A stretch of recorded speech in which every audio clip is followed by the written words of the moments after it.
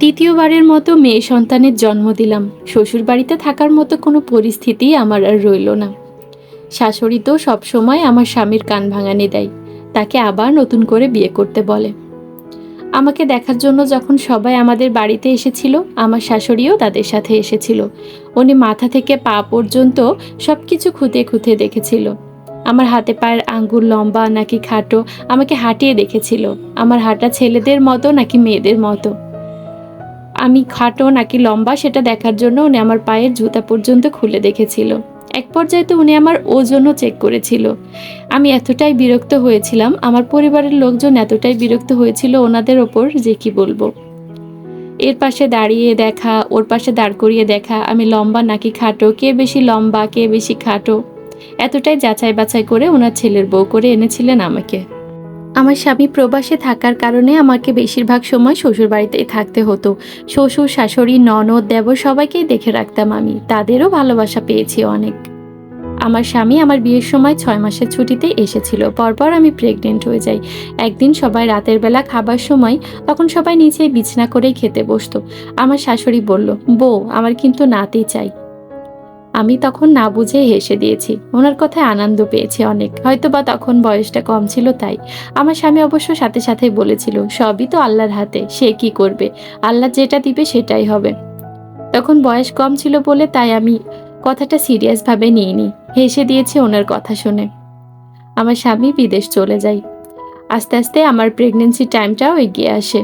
আমার মা আমার কাছে মাঝে মধ্যে কয়েকদিনের জন্য এসে থাকতো। শাশুড়ি ননদও করেছে আমার জন্য অনেক। আমাকে হসপিটালে নেওয়া হয়, কিন্তু আমার প্রথম বাচ্চাটা হয় নর্মালে।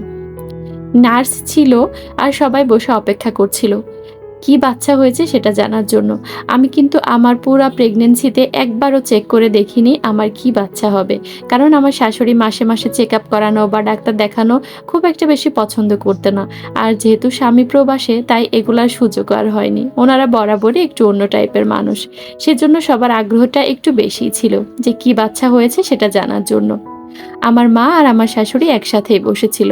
এর মধ্যে একজন নার্স এসে আমার মেয়েকে আমার শাশুড়ির কোলে দিল, বলল, এই নিন আপনার নাতনি হয়েছে। এই কথা শোনার সাথে সাথে আমার শাশুড়ির মাথায় যেন আকাশ ভেঙে পড়ল। সাথে সাথে ওইখান থেকে উঠে গেলেন, হসপিটালে অনেক কান্নাকাটি শুরু করলেন। আমার কাছে এসেও অনেক কান্না করেছে। তখন সবাই বোঝালো যে মেয়ে তো ভালো, মেয়ে হচ্ছে আল্লাহর দেওয়া রহমত। যাক, সবাই বোঝানোর পর তারপর আর বেশি কিছু বলেনি। আমার মেয়েকেও তারা অনেক ভালোবাসতো। এরপর আমার দ্বিতীয় মেয়ের জন্ম হয়। 2 বছরের মাথায় আমি আবার দ্বিতীয় মেয়ের জন্ম দিই। এরপর থেকে আমি অনেক ভয়ে ভয়ে থাকতাম। আমার স্বামী তো কিছুদিনের জন্য এসে আমাকে রেখে আবার চলে যেত, আর বাড়িতে সব দিক আমাকে দেখতে হতো। আমি তখন শাশুড়িকে অনেক ভয় পেতাম, অনেক ভয়ে থাকতাম যে ওনার তো নাতির শখ, আমি তো এখনো পর্যন্ত ওনাকে নাতি দিতে পারিনি। আমার দ্বিতীয় মেয়ে যখন জন্ম হয়, আমার শাশুড়ি তখন অনেকদিন পর্যন্ত তাকে ঠিক করে কোলেও নেয়নি।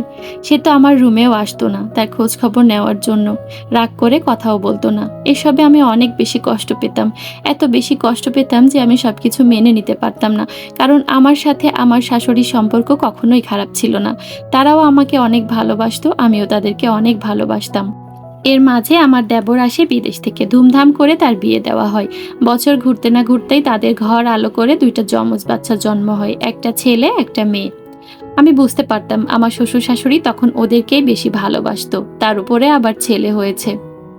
যাই হোক, এভাবে কেটে গেল 6টা বছর। এই 6টা বছরের সংসারের প্রত্যেকটা মানুষের আমার প্রতি অবহেলা যেন বেড়েই চলেছে। আমি সবকিছুই বুঝতাম, কিন্তু কখনো সাহস হারাতাম না। সাহস রাখতাম যে অবশ্যই আল্লাহ ভালো কিছু করবে। আমার স্বামীও সবকিছু বুঝতো, কারণ তার মা তাকে প্রতিনিয়ত ফোনে ফোনে দ্বিতীয় বিয়ে করার জন্য অনেক বেশি তাড়া দিত। আমার স্বামী আবারও ছুটিতে বাড়িতে আসে।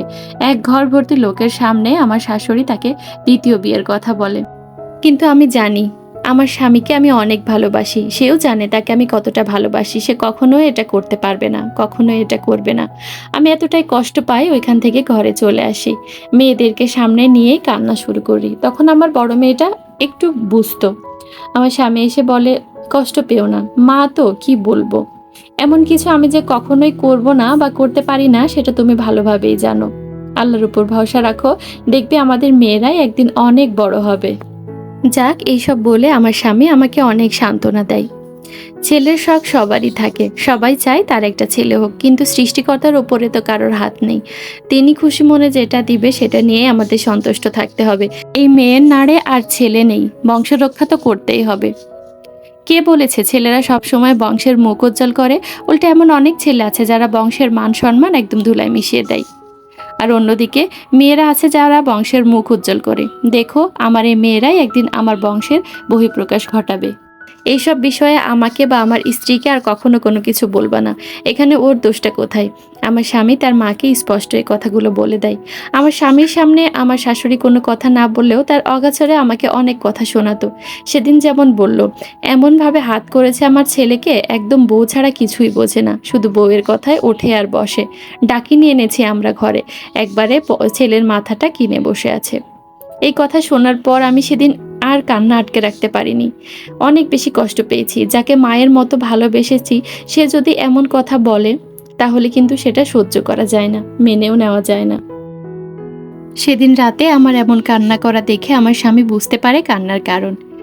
পরের মাসেই শহরে বাসা নেয়, আমাদেরকে নিয়ে চলে যায়, আমরা আলাদা বাসায় থাকতে শুরু করি। তারপর আমার আবার আরও একটা মেয়ে হয়। ছেলের আশায় পরপর আমার 3টা মেয়ে হয়। এখন আমরা আলাদা সংসারেই থাকি। তবে শাশুড়ির ভালোবাসা আমি অনেক মিস করি। আমি চাই উনিও আমাদের সাথে থাকুক, কিন্তু কেন জানি না ওরা বুঝলো না। ছেলে বা মেয়ে কোনো কিছুই আমার হাত না। এই যে মেয়ে হচ্ছে এটাও আমার হাতে যেমন না, ঠিক তেমনি ছেলে হচ্ছে না সেটাও কিন্তু আমার হাতে না। সবই উপর আল্লাহর ইচ্ছা। আমি চাইলেই কিন্তু মেয়ে বা ছেলে তৈরি করতে পারবো না। আমি সর্বোচ্চ যেটা করতে পারবো সেটা হচ্ছে চাইতে পারবো। এর বাইরে আমি কোনো কিছুই করতে পারবো না। কেন জানি না ওরা এটা বোঝেই না, বুঝলোই না। এমন অনেক পরিবার আছে যাদের 4টা 5টা করে মেয়ে আছে, তাদের কোনো ছেলে নেই। আবার অনেক পরিবার আছে যারা মেয়েদের জন্য হাহাকার করছে, তাদের মেয়ে লাগবে, কিন্তু তাদের ঘরে মেয়ে নেই, সবই ছেলে সন্তান। সবই আল্লাহর ইচ্ছা। আর মেয়ে তো হচ্ছে এক একটা জান্নাত। এটা আমি কিছুতেই তাদেরকে বোঝাতে পারতাম না। তবে একটা ছেলের শখ আমারও হতো, আমারও মন খারাপ থাকতো, কিন্তু মেয়ে হয়েছে বলে সেটা নিয়ে আমি কখনো মন খারাপ করতাম না। আমার স্বামী এখন ঢাকাতেই ব্যবসা করে, আমরা এখানেই থাকি। মাঝে মাঝে আমি গ্রামে যাই আমার স্বামীর সাথে, একা কখনো যাই না। আমার শাশুড়িরও ভালো লাগলে মাঝে মাঝে আমাদের এখানে এসে ঘুরে যান, কিন্তু কোথায় জানি একটা আনন্দ খুঁজে পাই না। আমার বারবারই মনে হয় আমার শাশুড়ি মনে হয় আমার মেয়েদেরকে খুব একটা পছন্দ করে না। তবে আমার মেয়েরা খুব ভালোবাসে তার দাদিকে, কারণ আমি সবসময় ওদেরকে বলি আমার শাশুড়ি কখনো আমার সাথে খারাপ করেনি, আমিও তার জন্য কখনো খারাপ করিনি। আমার মেয়ে 3টা মাশাআল্লাহ অনেক বেশি সুন্দরী হয়েছে। তাদেরকে নিয়ে আমরা অনেক বড় বড় স্বপ্ন দেখি। 3জনই পড়াশোনায় আলহামদুলিল্লাহ অনেক বেশি ভালো, অনেক মেধাবী ওরা। একদিন ওরাই আমাদেরকে ছেলের কষ্ট ভুলিয়ে দিবে। আমার ইচ্ছা আছে আমার 3টা মেয়েকে আমি বাইরের দেশে পাঠাবো। ওইখান থেকে বড় বড় ডিগ্রি দিয়ে ওরা প্রতিষ্ঠিত হয়ে আসবে। ওই পর্যন্ত অবশ্য যদি আমার শাশুড়ি বেঁচে থাকে তাহলে তাকে দেখাতে পারবো।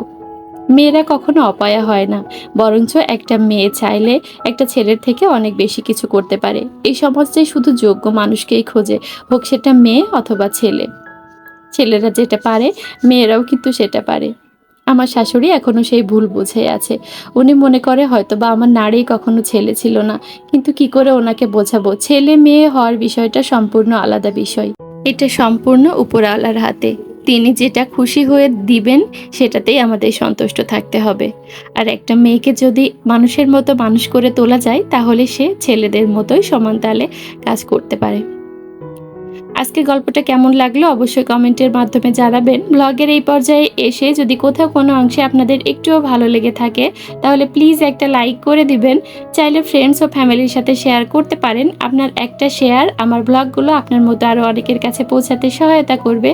আর সেই সাথে যারা অলরেডি অনেক দিন থেকেই আমার চ্যানেলের সাথে আছেন, অথবা আজকে যারা প্রথম আমার চ্যানেলে ভিজিট করছেন অথচ সাবস্ক্রাইব করতে ভুলে গেছেন, তারা কিন্তু চাইলে সাবস্ক্রাইব করে রাখতে পারেন। যদি চ্যানেলটা সাবস্ক্রাইব করেন তাহলে পাশে থাকা বেল বাটনটির অল অপশনে ক্লিক করে রাখবেন, যাতে করে আমি নতুন কোনো ভিডিও আপলোড করার সাথে সাথে তার নোটিফিকেশন আপনাদের কাছে পৌঁছে যায় আর আপনারা আপনাদের সময় মতো সেটা দেখে নিতে পারেন। আর আপনারা যদি অলরেডি এই কাজগুলো করে থেকে থাকেন তাহলে আপনাদেরকে জানাই অসংখ্য অসংখ্য ধন্যবাদ।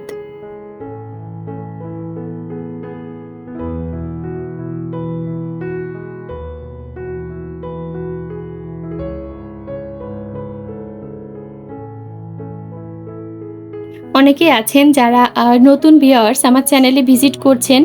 তারা অবশ্যই একটা ভুল ধারণা মানে পাচ্ছেন যে এই গল্পগুলো শুনে ভাবছেন যে এটা আমার জীবনে ঘটে যাওয়া কাহিনী। অনেকে আমাকে কমেন্ট করেছে যে, "আপু এটা কি আপনার জীবনে ঘটে যাওয়া কাহিনী কিনা?" তো না, আমি তাদের উদ্দেশ্যে বলব এটা জাস্ট একটা কাহিনী। এটা আমার জীবনে না, হয়তোবা অন্য কারো জীবনে ঘটেছে। তো আমি বিভিন্ন জায়গা থেকে গল্পগুলা কালেক্ট করে তারপর আপনাদের মাঝে শেয়ার করি। তবে এটা কেউ ভাববেন না যে এই ঘটনাগুলো আসলে আমার জীবনে ঘটে যাওয়ার। তো যাই হোক, দেখতে, দেখতে ব্লগের একদম শেষ পর্যায়ে চলে এসেছি। আজকের ব্লগটা কেমন লাগলো অবশ্যই ছোট্ট একটা কমেন্ট করে জানাবেন। সবাই ভালো থাকবেন, সুস্থ থাকবেন। আগামী দিন ইনশাআল্লাহ হাজির হব নতুন আরেকটি ব্লগের সাথে। আসসালামু আলাইকুম, আল্লাহ হাফেজ।